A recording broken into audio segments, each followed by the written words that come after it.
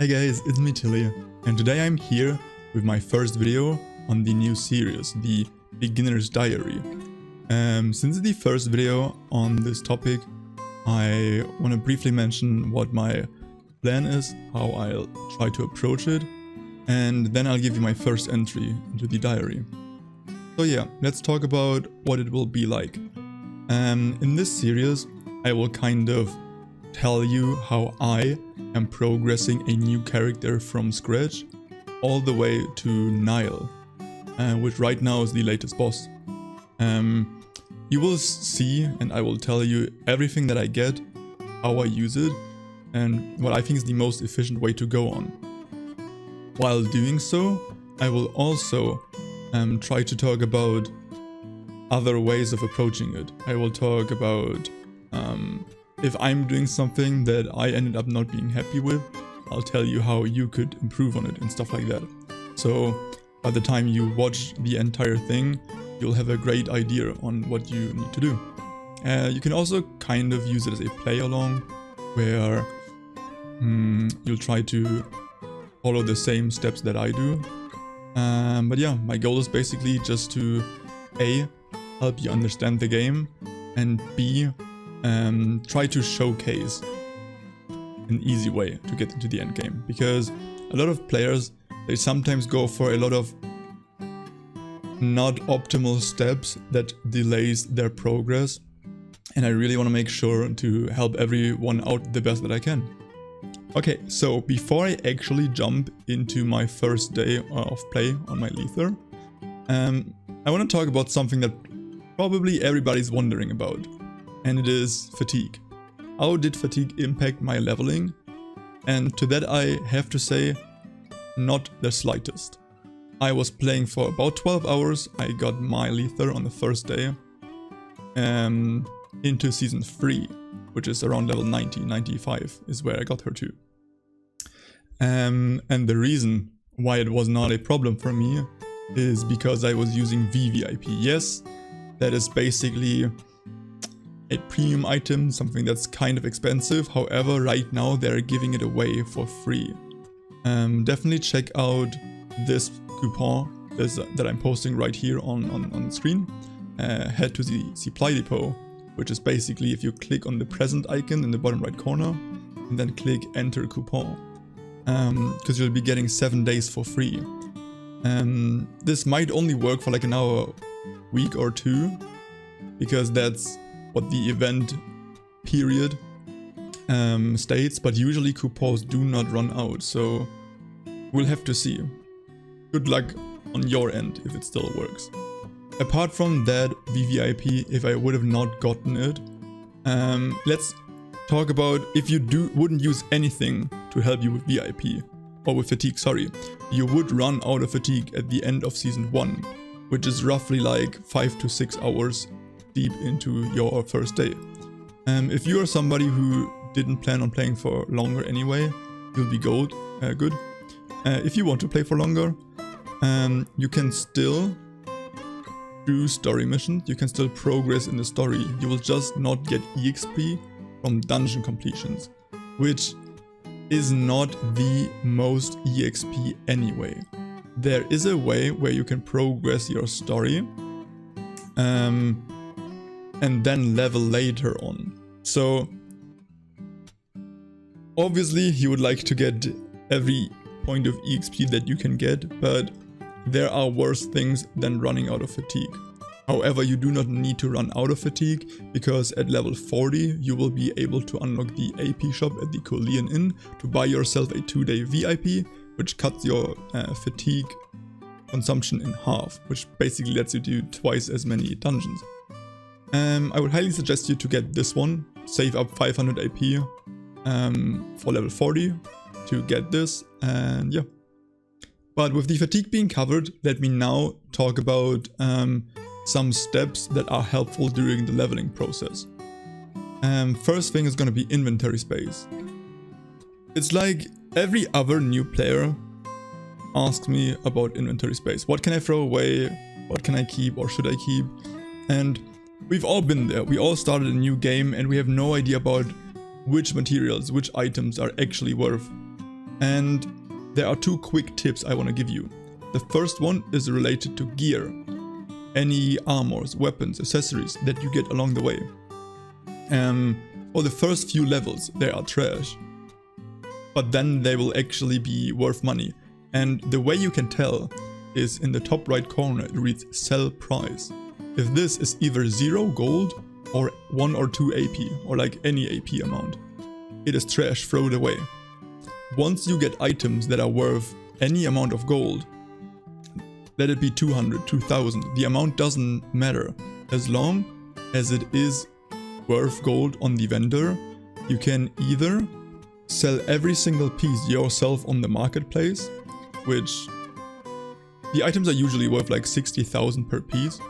And this will take a while though, and it's gonna be a long and exhausting process. However, if you have a friend, or if you know somebody who's friendly enough that you could send the items to, these items can be dismantled, and he could dismantle them for you, sell the items, and then give you the gold back, something like this. Because over the course of me leveling my Lether, with these trash items, not trash items, with these items that can be dismantled, I actually made around 3 million gold on the European server, on the EU server, which is a decent amount actually for new players. Okay, so after concluding this topic, let me talk about your strategy when it comes to leveling. And what you should be aiming for is main story, main story, main story. Do not care or do not bother about any side quests. The EXP is not worth it, the time you spend on them is not worth it. You should focus on only doing your story, your main story, and there's a lovely tool for that, which is called story progression mode. If you open up the board, and then you'll already see it on the bottom, flashing red. It's gonna read story progression mode. You click on it, it will throw you right away into the next story. You will not have to search the map for whichever quest you'll have to do. You will not be wondering, is this what I'm supposed to do? No, it's like really easy and really friendly for players that are not as experienced yet. On top of that, after completing this dungeon, there will be an option to click on which reads next story, which basically does the same thing. Like it will throw you into the next story that you'll have to do without loading back to town and then loading into the next quest. It is really helpful as a big time saver. I said it earlier, I was kind of leveling my Lether from 1 to level 90 in about 11 hours. If I would have not used the story progression, even though I'm an experienced player in terms of dungeons and how to clear them, easily it would have taken me another hour or 2 to get to the same level. So it's a big time saver. However, not every quest can be done with the story progression mode. You don't enter the story progression mode on level 1 and leave it at level 100. That's not how it works.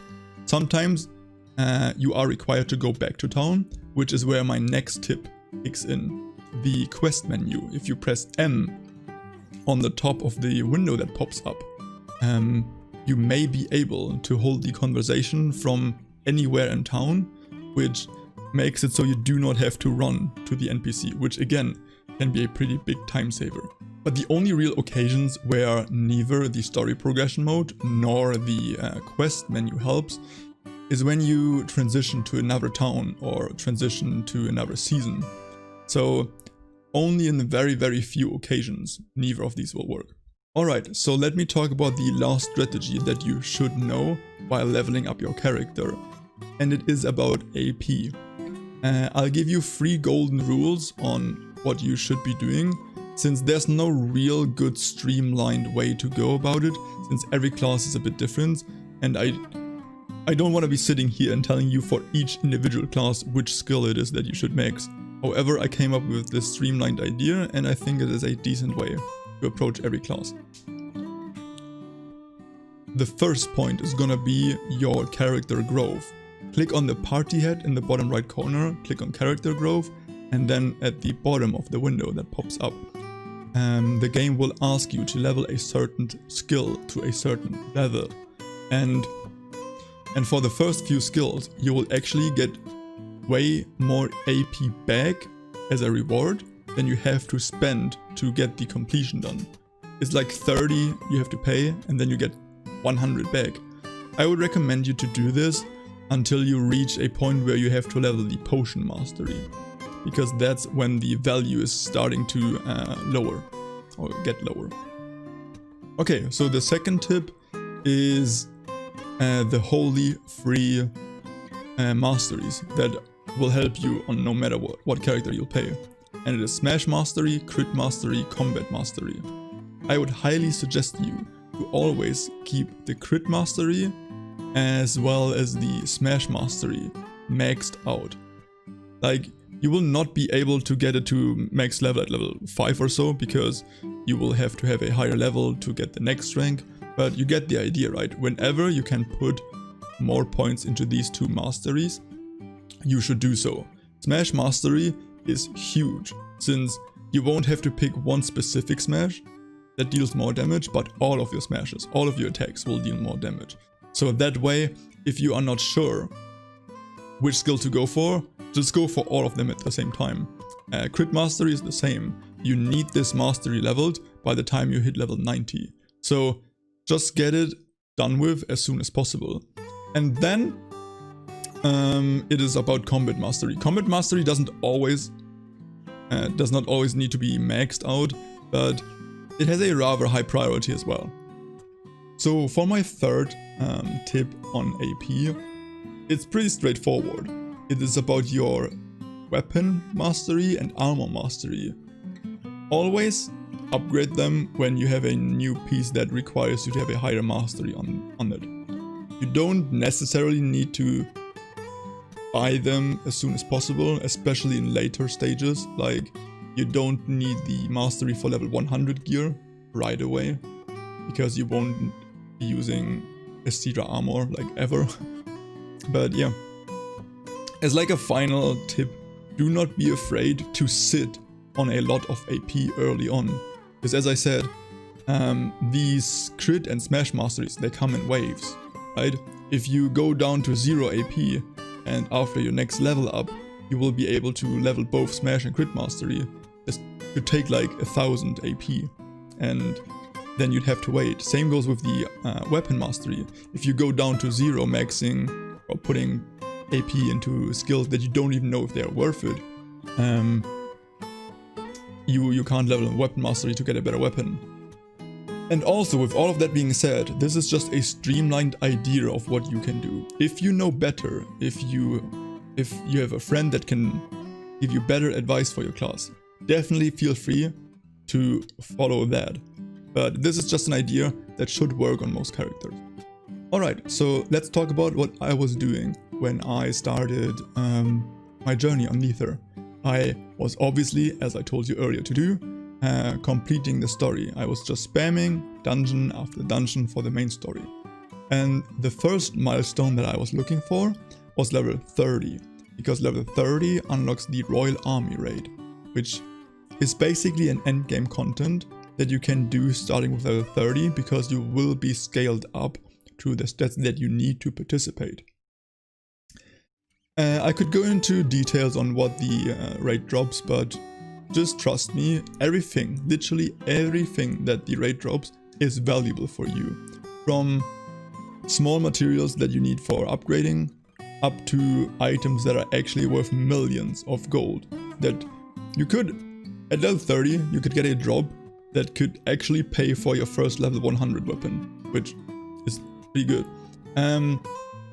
Try to get them done on your first day or on your first rotation if possible. It's not a big oof if you can't, but any chance for money should be taken, right? And especially since royal armies do not consume any fatigue, it is free to do anyway. So what I was doing on my Lether after I hit level 30, every time that I went back to town or had to go to town again, or had to leave the story progression mode for that case, I queued up for royals.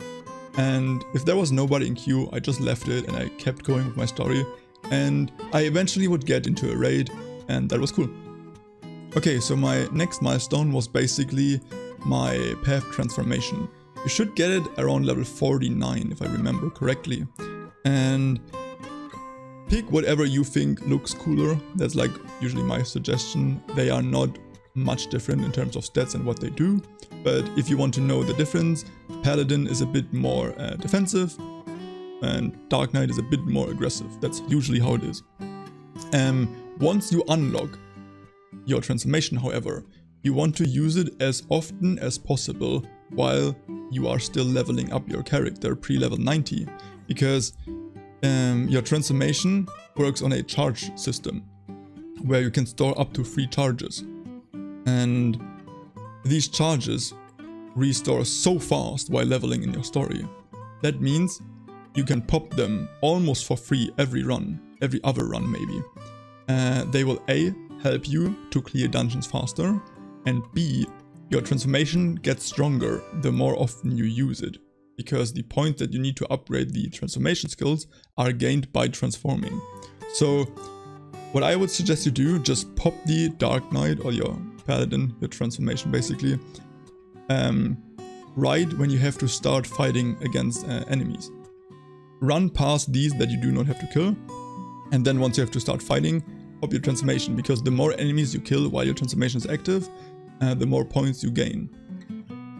Alright, so I kept progressing, I kept reaching the end of Season 1, and I actually have to add something here. When I was talking about inventory space earlier, at the end of Season 1 you actually start getting scrolls. Any scroll that you get in Season 1 is trash. Any purple badges, or most purple badges are actually, there's only 3 exceptions, but they only drop in Season 2. If you do not know anything about Season, here's what you need to know about scrolls.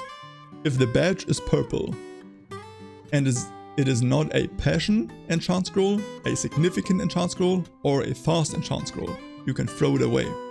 These 3 scrolls that I mentioned, however, can be worth money, and it's worth checking the marketplace for. Everything else will just trash your inventory, and you should probably get rid of it. But yeah, as I was approaching this end of the Season 1, I was looking forward to my second milestone, which is the Luminary quest, which you will complete by talking to the Strange Traveler. You can either just go to him in person, or again use your quest menu and scroll all the way down. The Luminary quest makes it so you unlock your gathering proficiency, because in Season 2 every dungeon will have one of these bushes that you can pick materials from, and it is a decent way of making money later on, so you want to get started and level up as soon as possible, because there are higher grade bushes later on that require you to have a certain level on your gathering. At the same time, or at around the same time, I was also looking for my first actual item. Usually during leveling you really do not care about your gear, because everything will be pretty outdated by the time you hit level 90. However, there's one exception: the brooch, the jewelry slot. By the time you get to level 69, you can actually already upgrade a brooch that will stick with you for a long time. Open up your quest menu and collect the level rewards. For level 69, it should be a passion enchant scroll, and I think for level 67, it should be a significant enchant scroll. Along your way, you will probably get one of these brooches, a ruler's brooch, and this is the one that you should be using both of the enchant scrolls on. You should have enough elixirs from another side quest that you do at Bryn to get both of these scrolls onto your brooch. Again, for how enchanting works, definitely check out my video on the channel. It's part of the basic beginner playlist guide if you need to find it.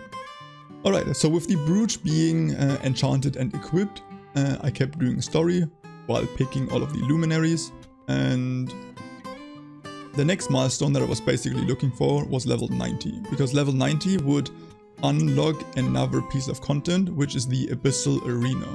The Abyssal Arena is similar to the Royal Army raid, where it's rather late game or end game basically. You can get a lot of money out of it. It is very rare to happen though, so I wouldn't go into the Abyssal Arena and expecting a lot of money, because most of the time, or almost ever, or almost always, you only get these Seals of Bravery. They are really good. You get like around 7 per run.